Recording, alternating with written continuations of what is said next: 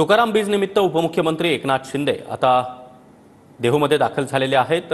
शिंदेंना संत तुकाराम महाराज पुरस्कार प्रदान करण्यात आला आहे।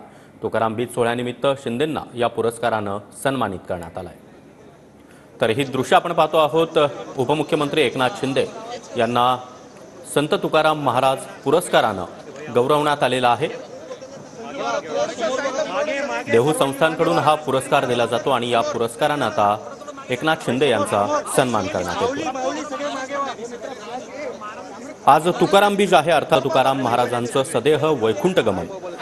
फाल्गुन कृष्ण पक्ष द्वितीयेला तुकाराम महाराजांचं सदेह वैकुंठ गमन झालं आणि त्यानिमित्त तुकाराम बीज आज देहूमध्ये साजरी होते आणि यानिमित्त उपमुख्यमंत्री एकनाथ शिंदे यांचा सन्मान करण्यात येतो आहे। यावेळी खासदार श्रीरंग बारणे त्याचबरोबर आमदार विजय शिवतारे हे देखील उपस्थित आहेत।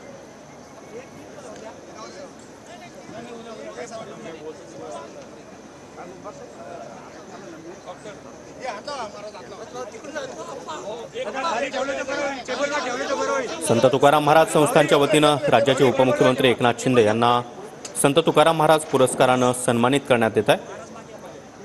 देहू संस्थानचे अध्यक्ष पुरुषोत्तम मोरे महाराज यांच्या हस्ते उपमुख्यमंत्र्यांचा सन्मान करण्यात आला।